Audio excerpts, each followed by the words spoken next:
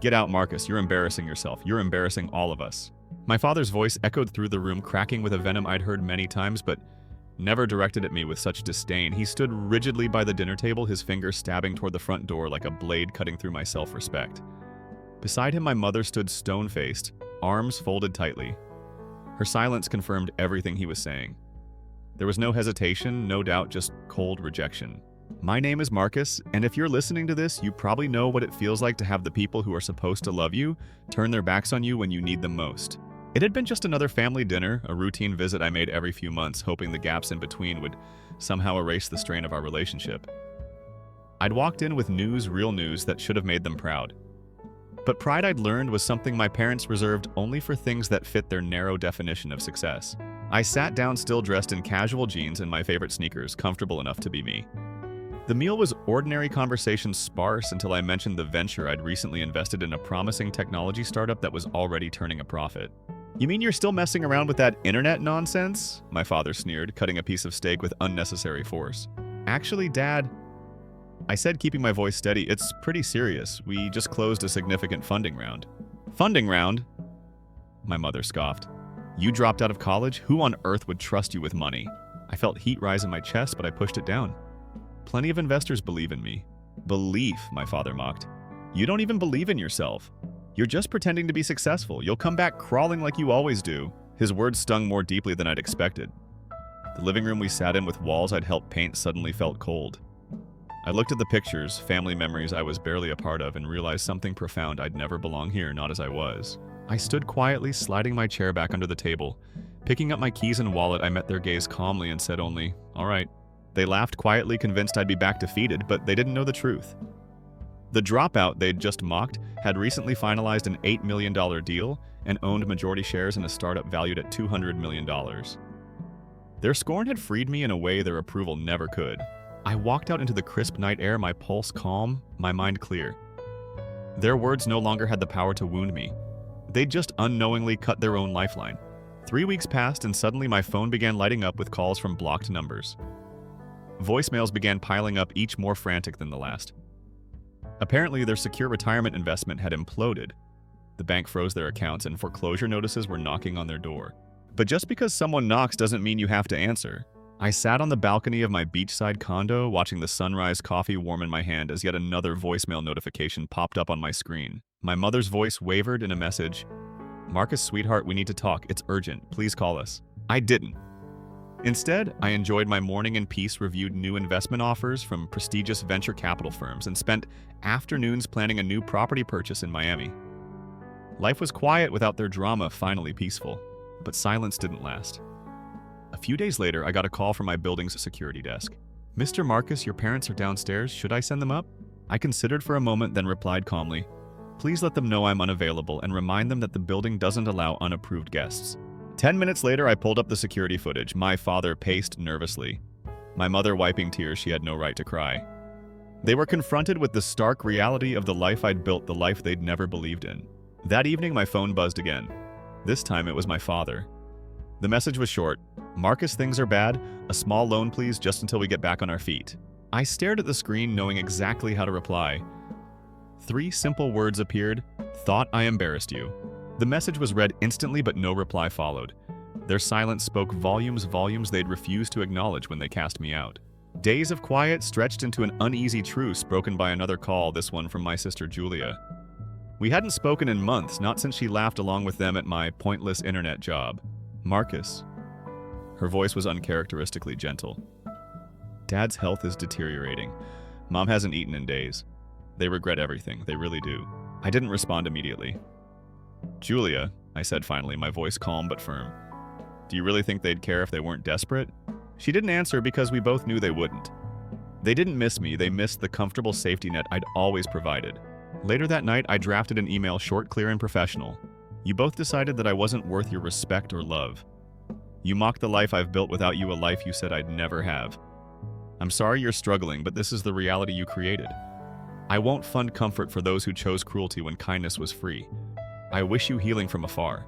I sent the email without regret. Forgiveness doesn't require reconciliation. Sometimes closure is simply deciding not to open the door again. As silence resumed, I felt a new freedom, realizing that the only approval I needed was my own. In the weeks following that last message, my parents' silence became deafeningly loud, but my life moved forward without them smoother than ever.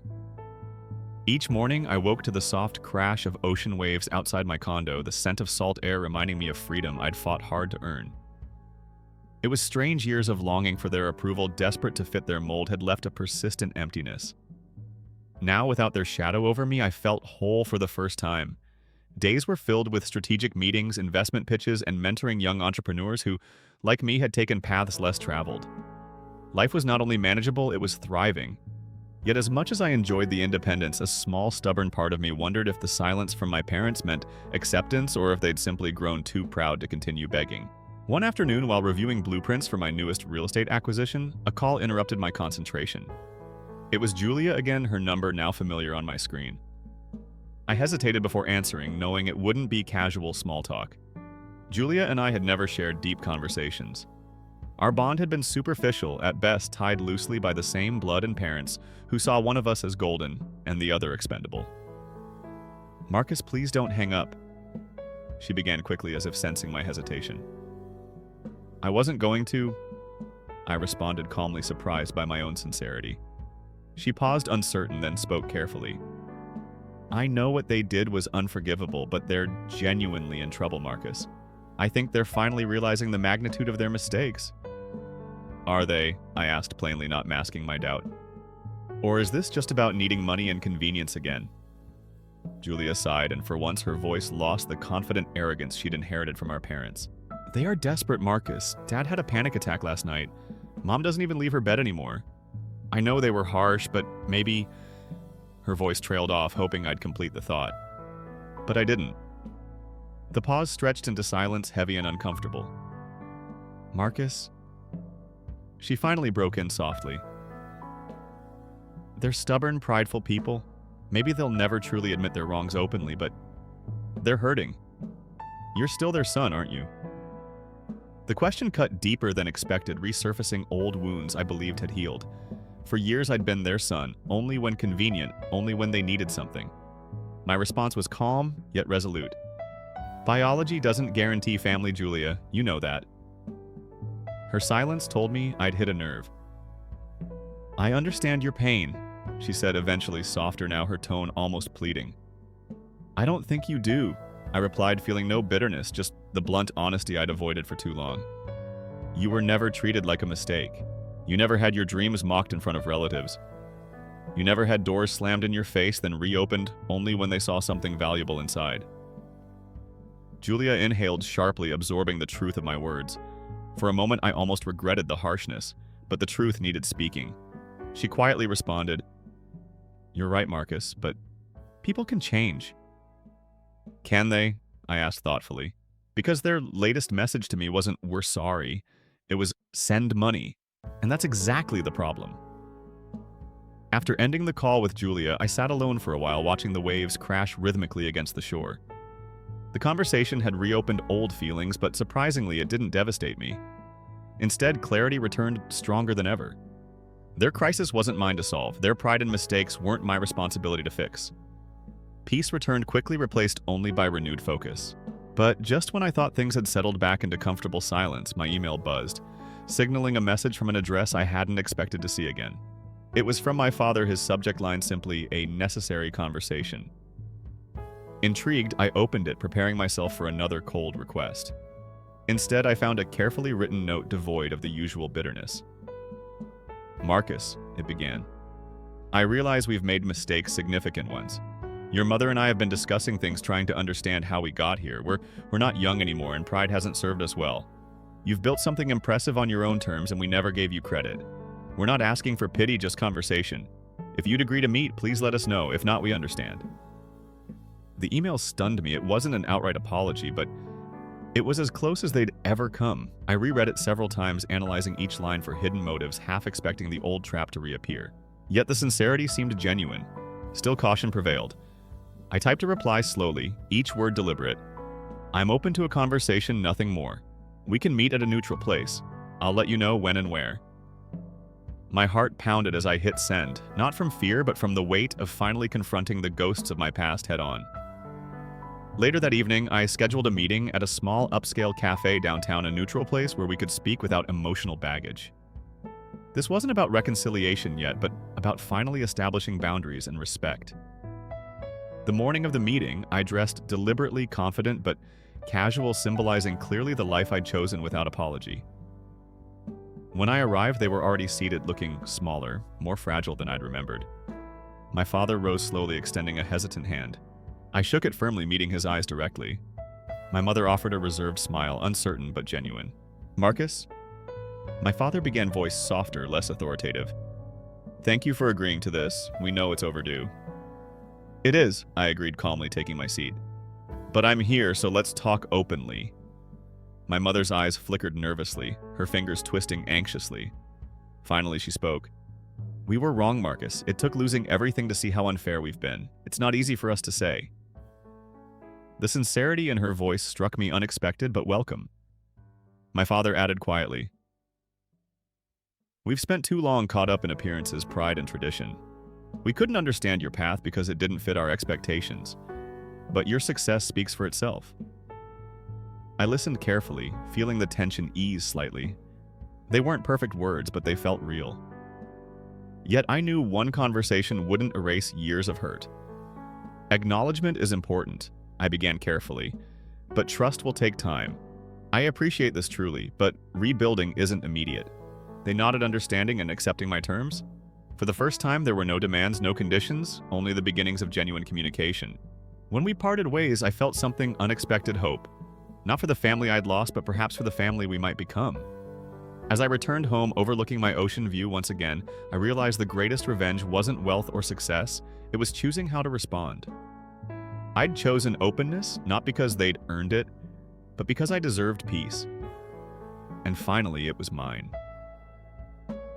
The days after our cafe meeting passed in a haze of quiet anticipation, as I settled into a peculiar new rhythm, one in which my parents existed in my orbit without dominating it.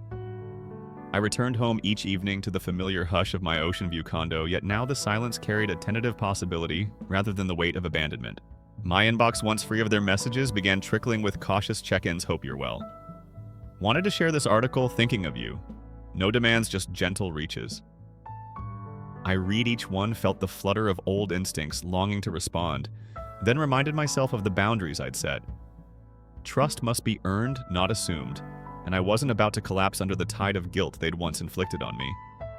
Instead, I crafted brief, polite replies in acknowledgement of goodwill without opening doors to past hurts. I let them know I was busy with work and that my schedule remained tight, but I appreciated their concern. In return, they respected the space I'd requested, demonstrating the restraint they'd never shown before. This small shift, subtle as a sunrise, began to reshape my perception of family. One morning, I received an invitation to a virtual tour of their new living situation, an apartment they'd managed to secure after the foreclosure, and they asked if I'd like to see how they were starting over. Normally, I would have dismissed it, but I couldn't deny a flicker of curiosity. I agreed on the condition that I would stay muted, simply observe, no commentary. When the video call began, I watched my parents in their modest living room, surrounded by half-unpacked boxes and cheap IKEA shelves. They looked tired, yet resolved faces softened by humility.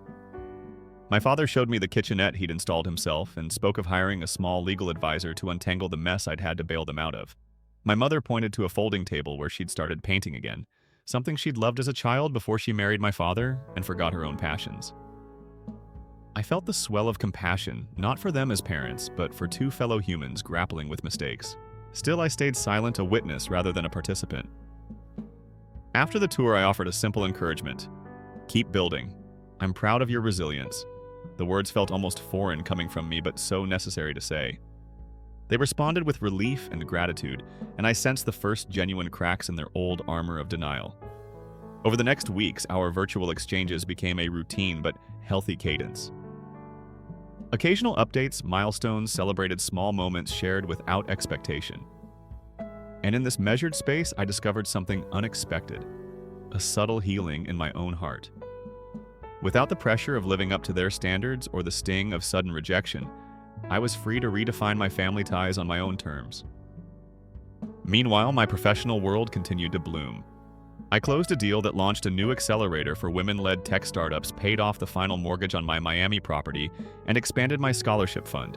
Each success carried me further from the daughter they once dismissed and closer to the woman I'd always been capable of becoming. Yet even progress sometimes stirs old insecurities. On a humid afternoon, I found myself hesitating before a voicemail from my mother, her tone warm but choked with something I couldn't quite identify. I pressed play, braced for old guilt or apology. Instead, she spoke of her first art sale, a small landscape of the sunset over the lake that sold to a neighbor, and how seeing my own paintings had inspired her to pick up the brush again. Her joy in that moment felt contagious, and for the first time I felt truly seen by her, not as her daughter or as an investment, but as a fellow creator with shared passions. I called her back, offered genuine congratulations, and asked about her next piece. Our conversation flowed easily, laced with laughter and curiosity, without a hint of past recriminations. When I hung up, I realized that true reconciliation wasn't about erasing the past, but transforming it into a foundation for something new. Later that evening, I sat on my balcony, the ocean's lullaby echoing around me, reflecting on the journey from bitterness to cautious hope. I understood now that boundaries can coexist with compassion, that love isn't always unconditional, but can be earned through respect and integrity. The daughter they cast aside had survived and thrived. The woman I had become was generous enough to offer them a second chance, but only under terms that honored my worth. And as the sun dipped below the horizon, painting the sky in swaths of gold and rose, I whispered to myself a quiet affirmation.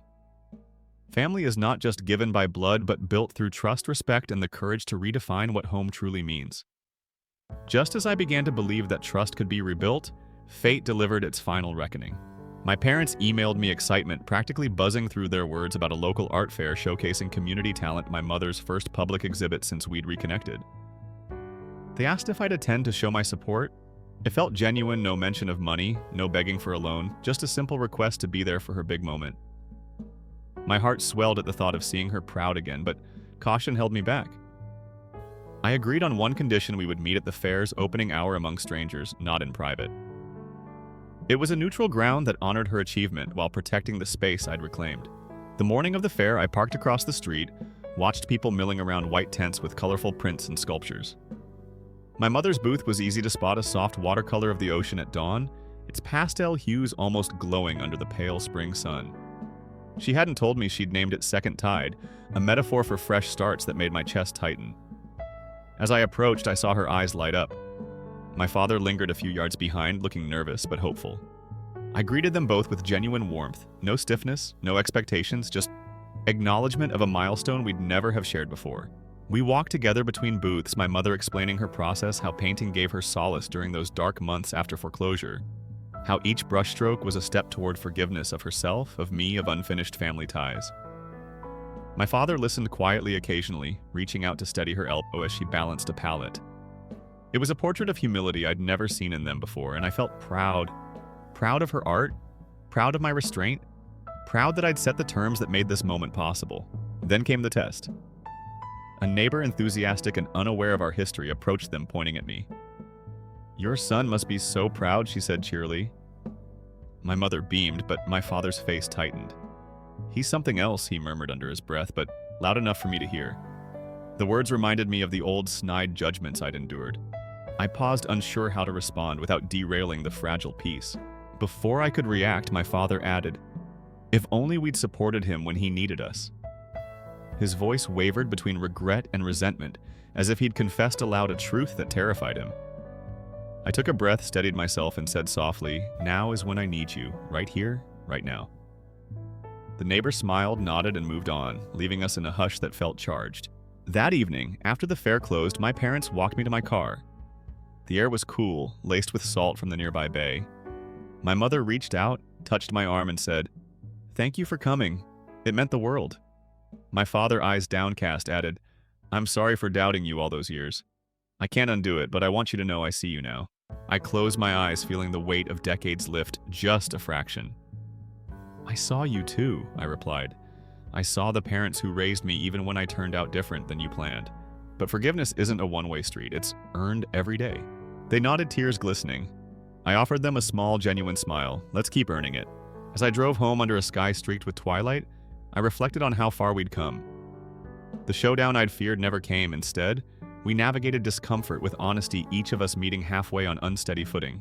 My revenge hadn't been a grand spectacle, but the silent strength of boundaries, letting them earn respect rather than reclaiming pity, choosing accountability over retribution. In the days that followed, our communication settled into a balanced rhythm. They no longer sent desperate messages or veiled guilt trips. I no longer braced for insults or rejections. Instead, we exchanged holiday invitations, shared successes, and sometimes even jokes. The scholarship fund I'd launched awarded a grant in my mother's name, the Second Tide Scholarship, to a young artist whose family had similarly struggled. The ceremony was humble at a community center, and both of my parents attended. When I announced the scholarship, I looked at them in the front row, proud, emotional, humbled, and understood that true closure wasn't erasing the past, but transforming it into something that helped others.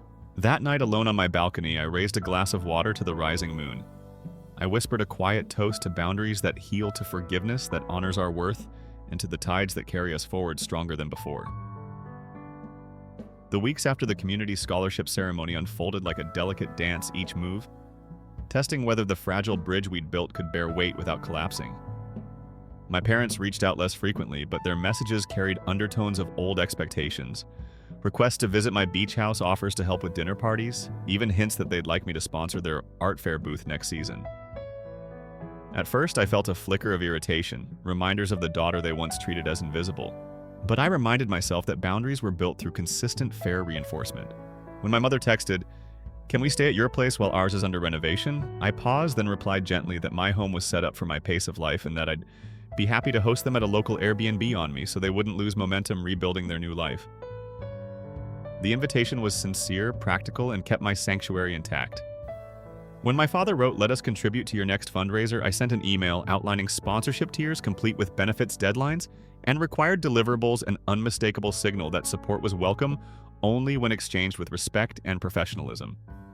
I watched as they measured each step, honored each term, and learned that giving and taking required equilibrium, not entitlement. Meanwhile, I continued expanding my ventures, launching a mentorship platform where children of underemployed parents could learn financial literacy, rolling out another scholarship, and designing a retreat center for adult learners seeking second chances. Each success came with press coverage, a reminder that my story had inspired many, but with it came the temptation for my parents to bask in reflected glory. They tagged me in social media posts, shared my interviews on their modest new blog, and talked up our daughter at neighborhood gatherings. One evening, Julia FaceTimed me from their living room, the camera showing my parents beaming behind her. "We're so proud you're our daughter," Mom said, her voice threaded with emotion. My heart swelled, but I knew that pride without genuine understanding was still fragile. I smiled at the screen and said, "Your support means more than words, but actions matter more. Thanks for cheering on every step." With that, I ended the call warmly but decisively. The next morning, I received a handwritten letter from my mother. Elegant cursive on thick cream paper, it read, "Thank you for teaching us how to love with boundaries. We have new rooms in our apartment filled with your art prints, and we volunteer at the community center in your scholarship's name. We are learning every day. We don't need to stay at your house or claim your success. We simply want to walk beside you at your pace." I folded the letter slowly, feeling the last trace of resentment dissolve. It wasn't an apology for the hurt they'd caused, nor a demand for forgiveness. It was a promise to honor the terms we'd set together. In that moment, I realized the true power of revenge wasn't in retribution or proving them wrong, but in transforming a toxic legacy into a relationship founded on mutual respect. As I placed the letter into my desk, I felt a profound gratitude for the journey that had forged my strength, for the clarity that had saved me from repeating old patterns, and for the opportunity to redefine what family could be.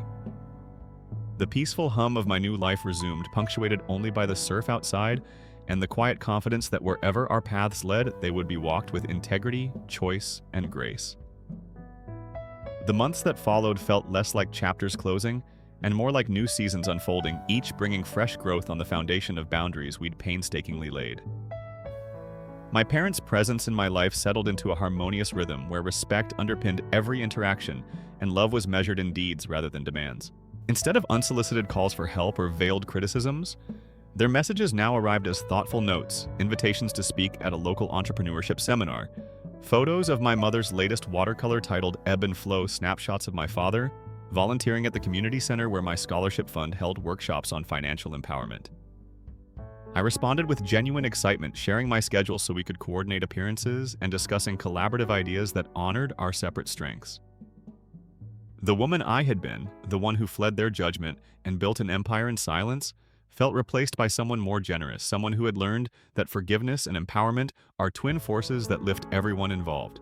Meanwhile, my own ventures reached milestones I had once only dreamed of. The mentorship platform welcomed its 100th mentee, several of whom began interning at the startups I'd helped launch. The retreat center opened its doors to adult learners seeking to rewrite their own stories and celebrated its first group of graduates. And my scholarship endowed additional funds to cover equipment for young artists whose families lacked resources, ensuring that creativity would never be stifled by circumstance. Each morning I watched the sun rise over the ocean, a reminder that the tide always returns and that redemption, like the sea, can be both gentle and unstoppable. One evening, as we gathered for a celebratory dinner at my favorite seaside bistro, my mother reached across the table and touched my hand with a warmth that no longer carried apology or expectation, but pure pride in what I had become. My father, eyes bright with unshed tears, proposed a toast to Elisa, may your tide always rise and carry all of us forward. I felt a lump in my throat, not of pain, but of gratitude for the journey we'd taken together from rejection and fury to acknowledgement and mutual support. When I raised my glass, I realized the truest victory wasn't the million-dollar deals or the headlines celebrating my dropout-turned-tycoon status. It was this moment of shared respect and love earned through consistency and candor, not through blind devotion or sacrifice of self. Later, as I walked them back to their rental car under the star-studded sky, they embraced me freely without fear that my success might eclipse them or that their presence would dim my shine. In that embrace, I felt the full circle of my story come home. The scared child who yearned for approval, the resentful young adult who rebelled in silence, the triumphant entrepreneur who wielded wealth as power, and finally, the wise woman who understood that true power lies in holding your own hand and offering it to others without losing your own ground. Driving back to my condo, I no longer measured my worth by their acceptance or by the balance in my bank account. Instead, I felt anchored by purpose, the purpose of empowering others to break their own cycles of neglect and fear. The purpose of creating spaces where respect and opportunity flourish side by side. As the waves whispered their familiar song against the shore, I whispered my own vow to honor the boundaries that shaped my strength, to extend my hand to those who walk paths less traveled, and to remember that the fiercest revenge is transformation, turning wounds into wisdom, abandonment into autonomy, and cold rejection into a warmth that lights the way for everyone who follows. Story 2. She is a failure. It has always been. When I left for graduate school, my mother told the whole family that. She repeated it when I failed to attend Christmas and when I failed to pay my sister's third DUI bail. However, I attended the trial in the last row quietly and without an invitation. Dana is my name. And stay with me from wherever you are viewing this. Have your own family members ever erased you only to come back so strong they couldn't even pronounce your name? The courtroom was full. My sister was sitting there looking innocent in a nice blouse. My mom gripped her handbag and muttered something about how this would all be over. And I sat by myself with my jaw still and my hands folded. I wasn't going to say anything. I came only to observe them, the same folks who gave me a call, dramatic, not grateful, invisible. The judge came in. He was in his mid-50s. Are you serious? Even during murder trials, that face didn't bat an eye. With his glasses low on his nose, he quickly perused the file before pausing. He raised his head. Look around the room. His gaze fell upon me. Trapped there, Sarao. After squinting, he leaned slightly in the direction of the microphone and made a loud enough whisper to break the silence. Are you Governor Dana Walsh, I wonder? A pin could have been dropped. The lawyer for my sister stumbled.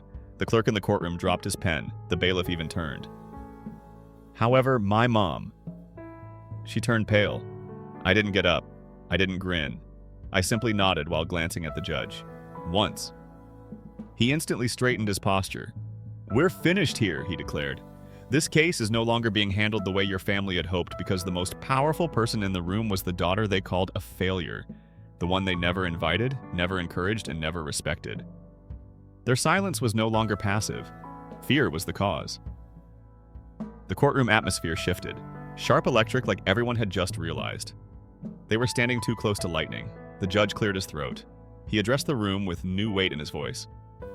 I'd like to request a brief recess, but what he really meant was, what the hell is she doing here? Because governors don't just show up to routine DUI cases, especially not in disguise. No security detail, no staff, no announcement. But I didn't come as a politician. I came as the daughter they threw away, as the sister they used for contrast. As the woman who was told repeatedly, "You're not one of us," I watched my mother lean toward my sister and hiss through clenched teeth, "You didn't tell me she was coming." My sister didn't reply. She didn't need to. She just kept her eyes on the floor, suddenly remembering every time she mocked my campaign behind my back. Every Thanksgiving where she toasted her new job while I sat in silence after working 80-hour weeks as a public servant. They thought I'd never make it past city council. They said I was boring. Cold to serious, but cold. Girls climbed quietly, and when they reach the top, they don't shout. They decide. The judge walked over to me during recess. He took off his glasses. "Governor," I had no idea. If I had known, I stopped him gently. "I'm not here in any official capacity. I'm just observing." He nodded, but the message was clear. This case was no longer a family embarrassment. It was a career liability for him. The whispers started before the hearing resumed. Reporters in the hallway, law clerks pretending not to stare. Even the opposing counsel leaned in and asked my mother, "Is that the Governor Walsh?" She didn't answer. Because how do you explain disowning a daughter, only to watch her become the most powerful name on the docket? And me, I sat there quiet, still unapologetic, because I didn't come to flex power. I came to remind them I am power. Court resumed, but the air was different now. Not a soul could look me in the eye. The judge returned to the bench, suddenly cautious, measured.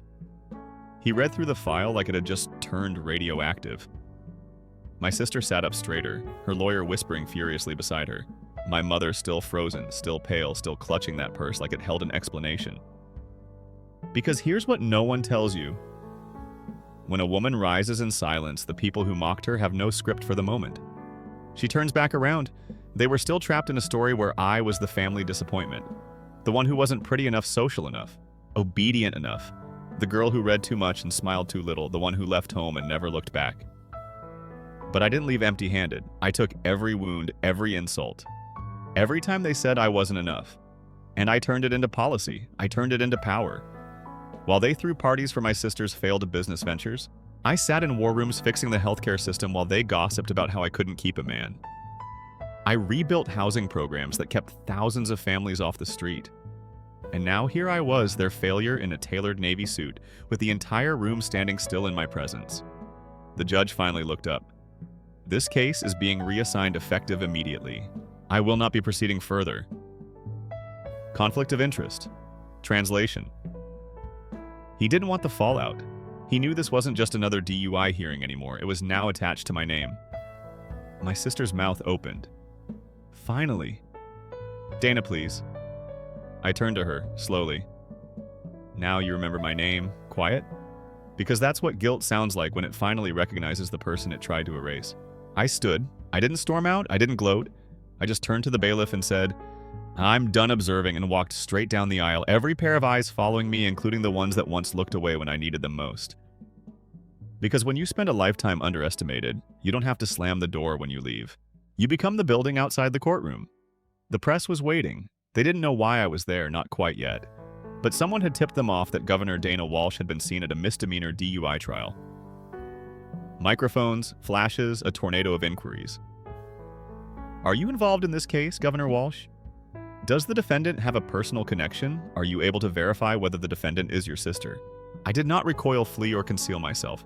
I calmly stated that I was attending as a private citizen while looking one reporter in the eyes. No more remarks. Additionally, I walked right through the noise, the crowd, and the cameras, as I always had. Because you learn to move with purpose rather than permission after spending your entire life being talked over. My phone rang with missed calls once I was back in the car. 3 moms. Clara, my sister. 8. 12. Unknown number 12. They were going in a spiral. I sensed it. I still didn't answer. I turned to my driver instead. I had to lead a meeting on foster care reform, so please take me to the state office. I was rewriting a system that my mother had once claimed I lacked the emotional maturity to comprehend. I eventually opened my sister's texts that evening while I was by myself in my apartment. "I'm sorry, Dana. I could have benefited from your assistance. I could have been forewarned," warned her. I told her that I'd lived through years of being treated like a member of the family. I'm embarrassed that I used shame as a tactic, that I was learning everything they stood for while they made fun of me. Therefore, I would never construct anything similar. No, I had no debt to her. However, I did respond. They were protecting you. They were silent with me. You were brought up to feel that you were entitled to grace. I grew up thinking I owed it to everyone. We are both grown women now. And I picked myself this time. Delivered. Go ahead and read. No answer. No apologies could compare to the taste of silence, since I wasn't the forgotten daughter in the back row this time.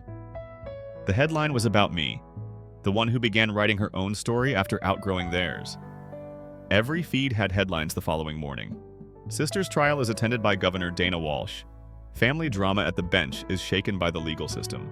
Words cannot express the impact of Walsh's silent message. The whole story was not with them. They didn't need it because the single picture was sufficient. My mother froze in disbelief as I stood silently in the courtroom. The judge got up from his chair as my sister turned to face me in the middle of the play. As soon as that one picture went viral, people began to ask the actual question. What sort of household disregards their daughter, right up until the world doesn't? I remained silent in public. Let the press make assumptions. My family had always used silence as a weapon, so let them perspire. It was mine now. I got a call from a blocked number that afternoon. Curiosity prompted me to respond. My mom was the one. She spoke in a fragile tone, courteous, weary. Dana, I had no idea. I had no idea how far you and your father had progressed. We assumed you were simply staying away from us. I said nothing. She continued. Your sister's having problems, serious problems. They are considering permanently canceling her license. She could end up in jail. You could assist. Simply speak up. I gazed down at the Capitol lawn from my office window, clean, silent, in control, and spoken. For years you referred to me as a failure, and now that I've achieved success without your help, do you want me to remove your favorite's consequences? Options, Mom muttered. Is she your sister? No, I said softly. Your golden girl was her. Now she's just an adult with a record. Then I ended the call. No yelling, no grand declaration, just truth. Because for years I begged them to see me. And when they refused, I became someone they couldn't look away from. Later that night, I received an email from the judge himself. Subject regarding your sister's case. He explained that the new handling judge had no intention of leniency. He thanked me for maintaining neutrality. He closed with this. What your presence did in that room will be studied in law schools. Not because of what you said, but because of how many people finally listened. And for the first time, I believed it. My silence was louder than all their years of noise. By the end of the week, Clara's sentence was finalized. License revoked, probation assigned. Fines stacked so high her lawyer started asking for character witnesses. That's when they called in favors. Aunt Lydia reached out first. Always the family mediator. Dana, sweetheart, your mother is devastated. Your sister is humiliated. Isn't that enough? Enough. Was it enough when they whispered behind my back at every holiday dinner? When I got into grad school and Mom told everyone it was just a phase, when they called me cold calculated and career obsessed because I wasn't smiling for their applause? No, Aunt Lydia. This wasn't about humiliation. It was about accountability.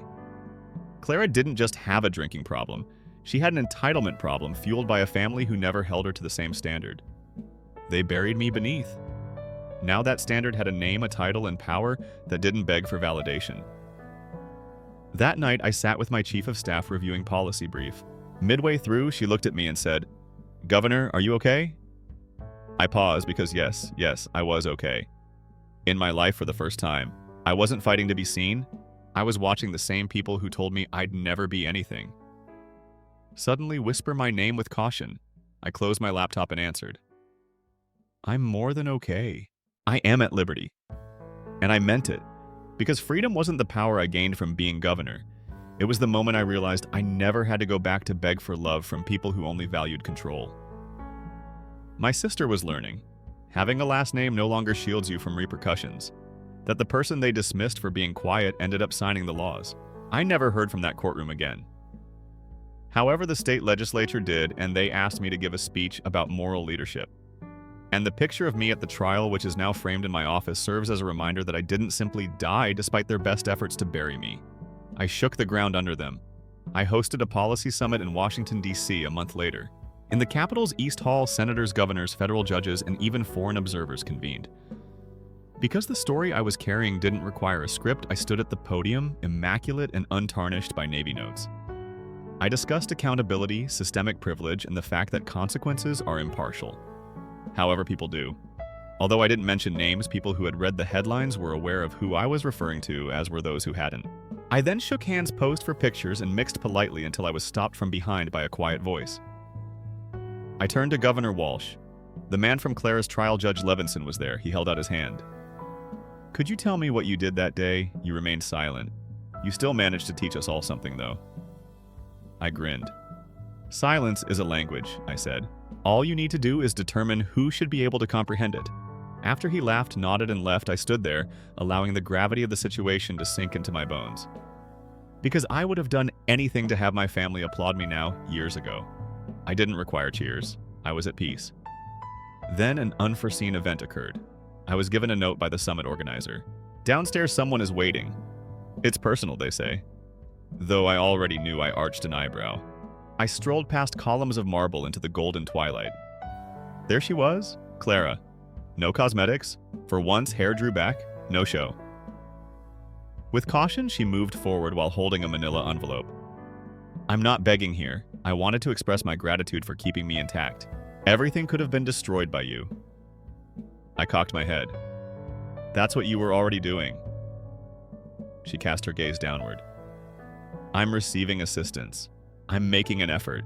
I didn't give her a hug or offer her consolation. However, I also didn't turn away. "Don't try for me instead," I said. "Aim to be the person you are when no one is looking. Now that's who counts." Her eyes were shiny as she nodded, and gave the envelope to me. Old pictures from our childhood, prior to everything becoming complicated. She left after that, and I realized something significant as I stood in front of the Capitol steps with an envelope in my hand. Retaliation wasn't necessary for my story. Clarity was required. I wasn't broken by them. They constructed the exact type of fire that I would eventually manage back home. I put the envelope on the counter in my kitchen.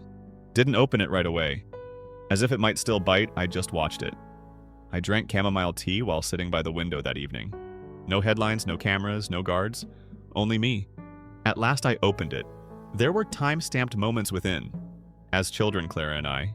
In the backyard, sprinkler laughing. Dad is grilling. Mom acting like she cares. One picture of me holding a science fair ribbon while wearing large glasses, standing by themselves. There was no applause, not even them. I was still grinning. I knew how to celebrate myself even then. There was no need for a crowd for that young girl. All she needed was someone to have faith in her, and she became that person in the end. I got up and placed that picture from the science fair next to my framed inauguration picture.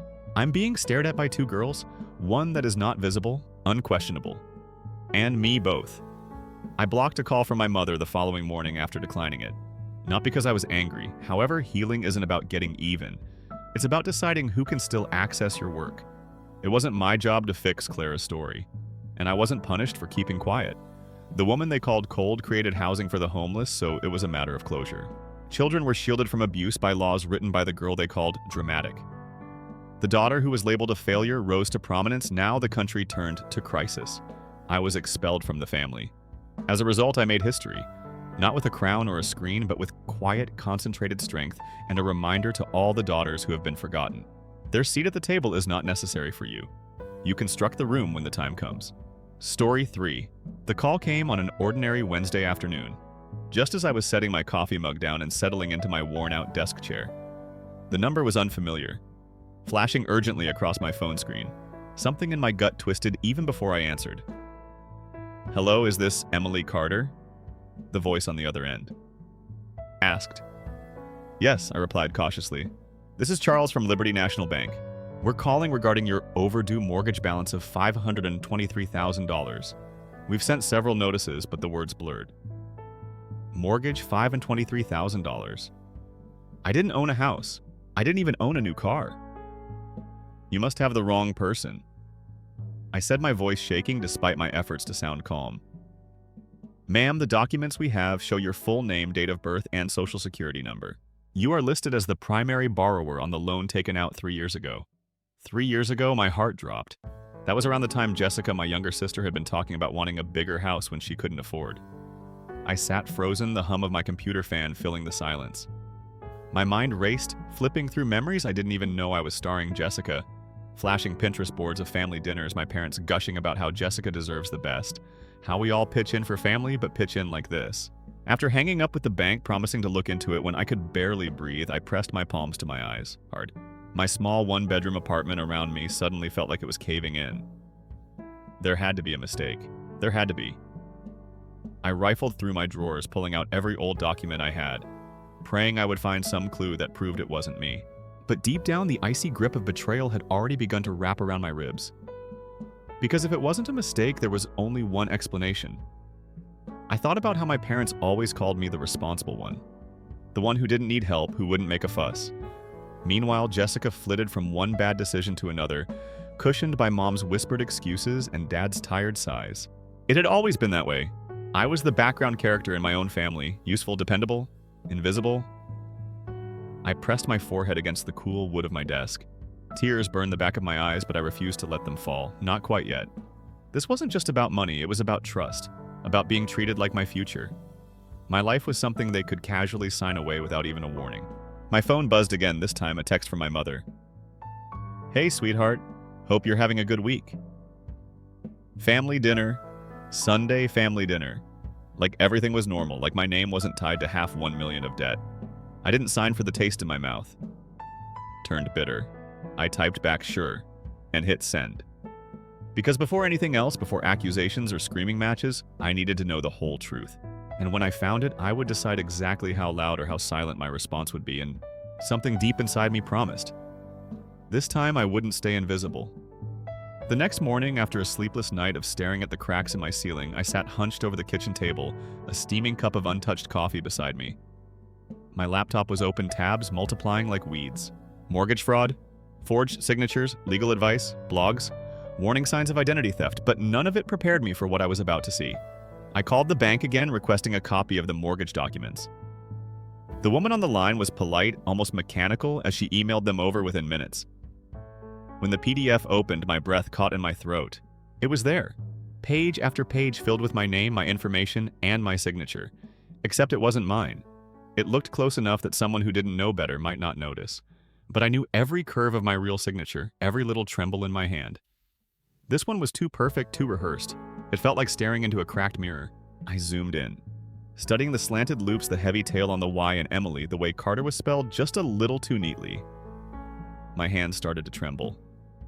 How could they do this? How could my own parents?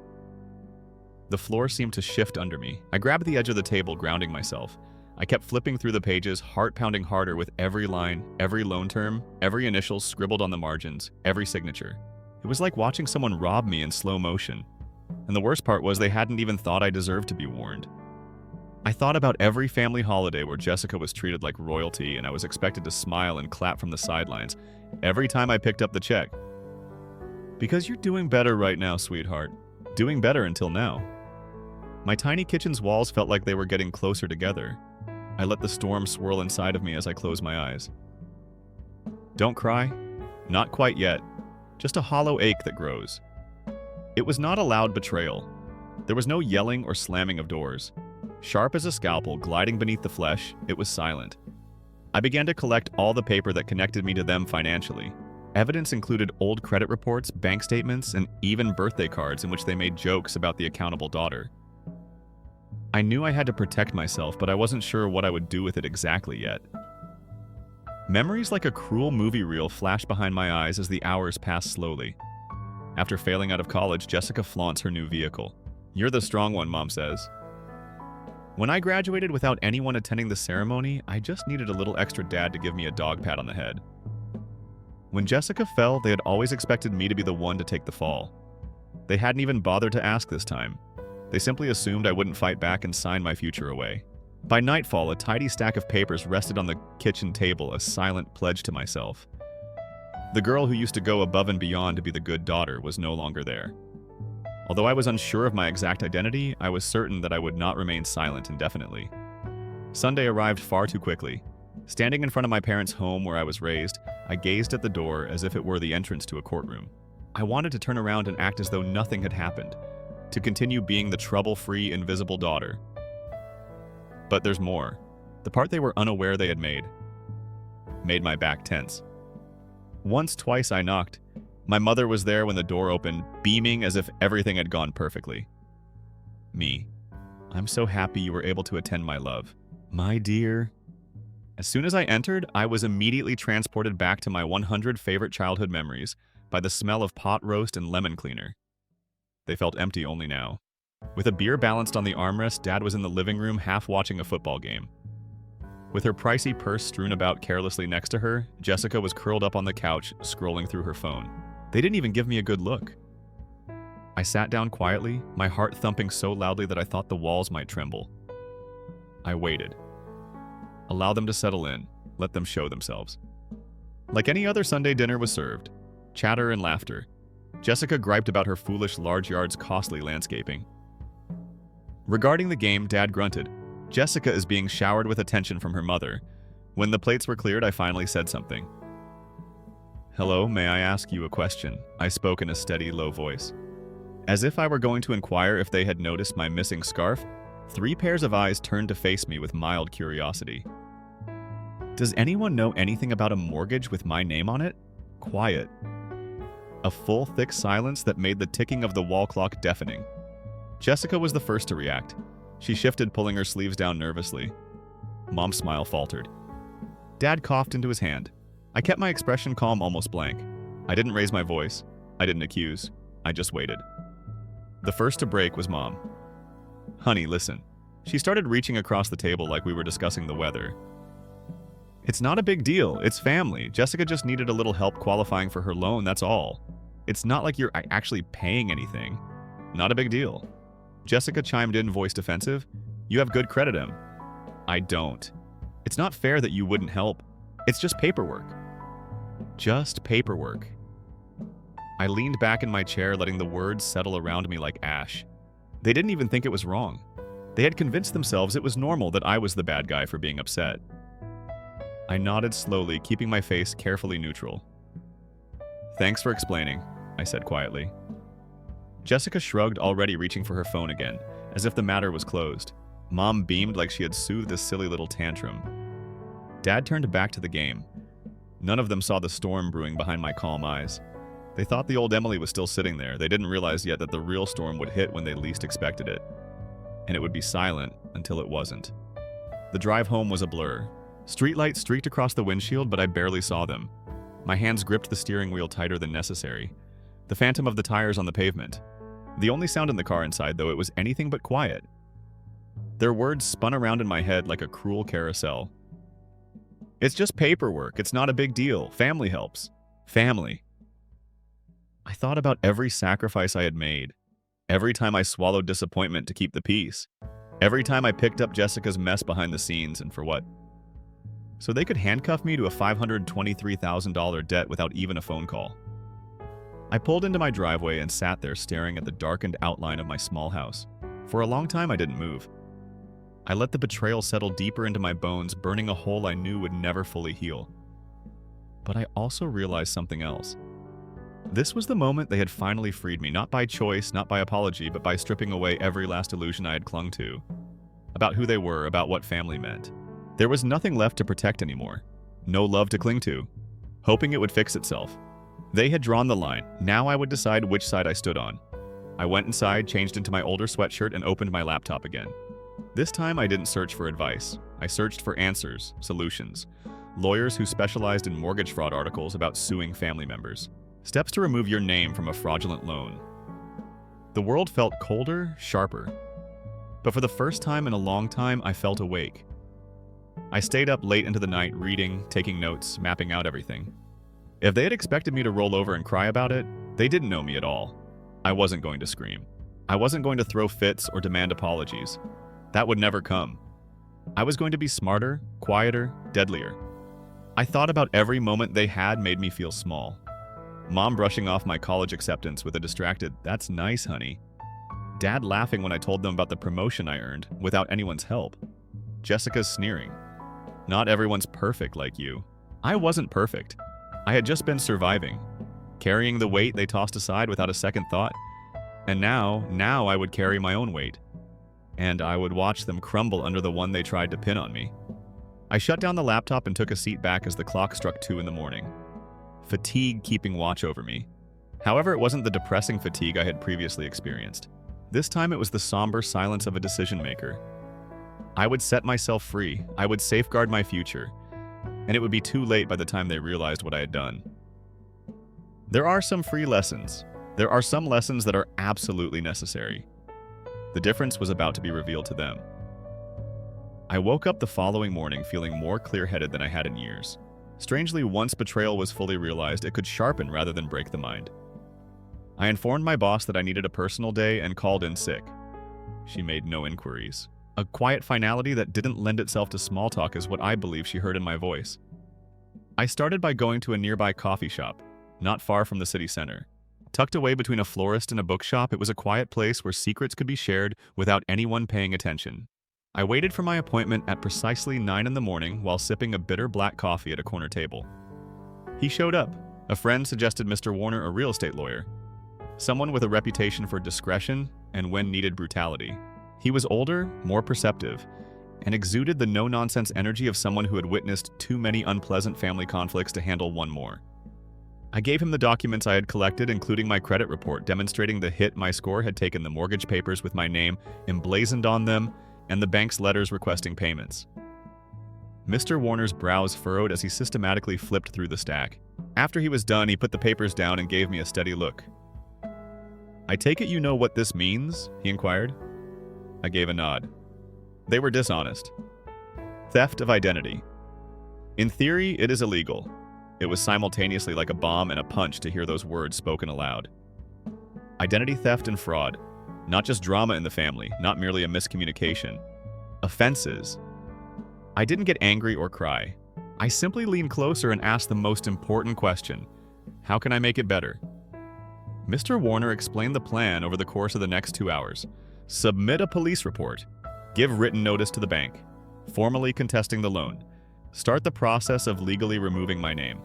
If necessary, file a lawsuit for damages. It wouldn't go quickly, it would be difficult. And any shaky bonds I still have with my family would be completely destroyed. It would save my future, though. I became aware of something significant as I listened and took thorough notes. This was not what I was doing to them. I did this for myself. They had already made their decisions. I was simply making a different decision now. Mr. Warner gave me a firm handshake at the conclusion of the meeting. He said, "Emily, you're doing the right thing. Don't allow your guilt to weaken you." After putting his card in my wallet, I walked out of the cafe, stepping out into the harsh, dazzling sunlight. Life went on. People chuckled, automobiles sounded. On the sidewalk, a mother gave her child a tender reprimand. As I stood there, I understood that my life could go on. Not with them. It wouldn't be easy, but it would be mine. And that was sufficient for the first time. There was a slight smell of old coffee and something metallic like old filing cabinets coming from the police station. As I told the officer that I needed to report identity theft, I stood at the counter feeling strangely detached. I gave him the thick file when he asked for the specifics. I had gathered documents, timelines, copies of my identification, and the fraudulent loan papers with the assistance of Mr. Warner.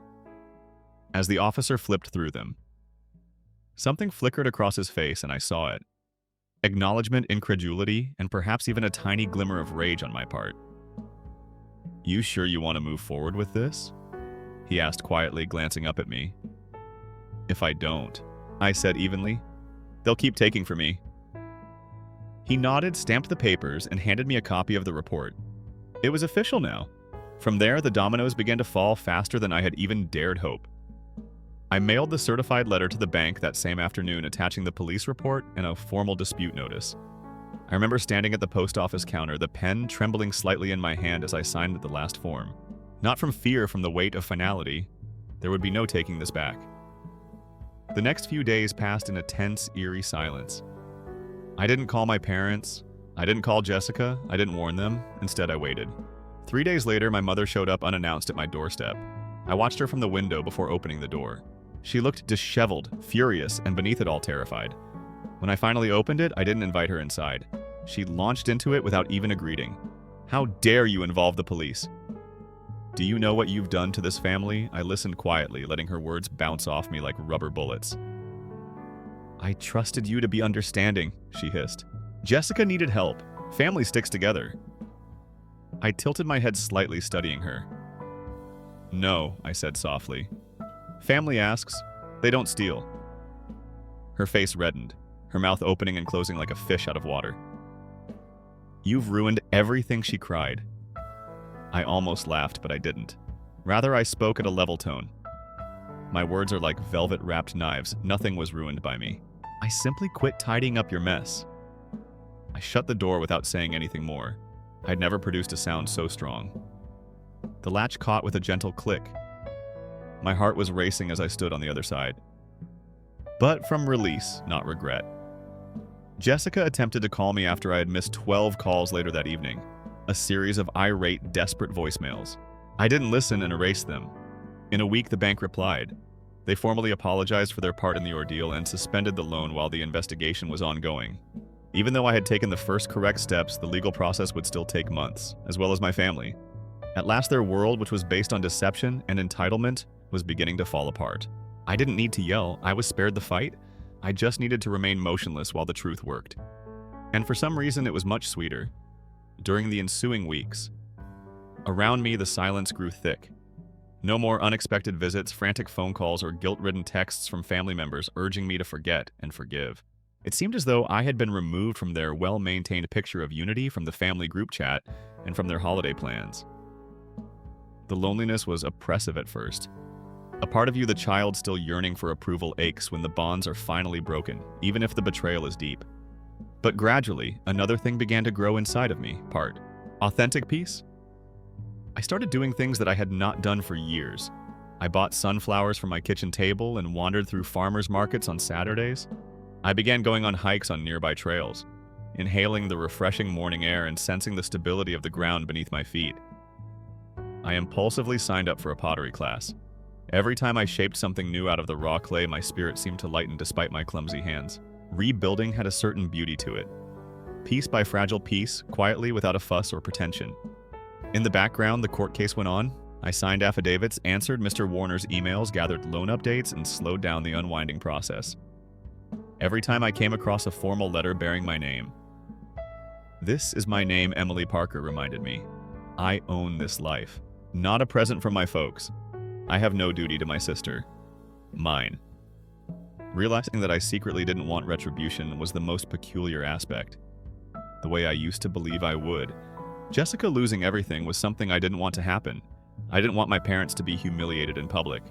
All I wanted was some distance, liberty, an opportunity to live free of the unseen burden of debt that I never consented to. A few months after it all started one evening, I sat with a cup of tea on the balcony of my tiny apartment and watched the city lights come to life. The girl was on my mind. I had been the one who repeatedly said yes out of fear and continued to take every hit as if it were her responsibility. And I considered the woman I was growing into. In a way that no shouting match could ever match, they were quiet, steady, and unbreakable. The edge of the old throw blanket that was draped over my shoulders was lifted by a gentle breeze. I whispered the words, grinning into the darkness. For a lifetime, I had waited to believe. I owe them nothing. Not resentment, not justifications, not even pardon on their timeline. Nothing but quiet. And I at last discovered who I was in that silence. The last altercation was quiet. It wasn't a heartfelt apology or a yelling match. There was nothing dramatic about it. Nearly a year after it all began, it took place on a calm Sunday afternoon. I had just returned from a pottery fair with bowls and mugs that I had made myself. My parents and Jessica were standing clumsily outside my apartment building when I saw them. Somehow they appeared smaller. Jessica's once flawless hair was disheveled, and her anxious eyes were darting all over the place. My father, who used to yell that family was about loyalty, was unable to look me in the eye, and my mother was holding her purse so tightly that her knuckles were white. They were losing everything. The investigation by the bank had set off a series of events. Jessica's loan was in arrears. Their meticulously constructed illusion of control vanished along with the foreclosure of the home she was so proud of. We were surrounded by long shadows from the late afternoon sun when I stopped on the sidewalk. For the first time in my life, they didn't give me orders or insist on explanations, so they must have noticed the change in me. They begged. "Emily." With a shaky voice, my mother started. "We were wrong.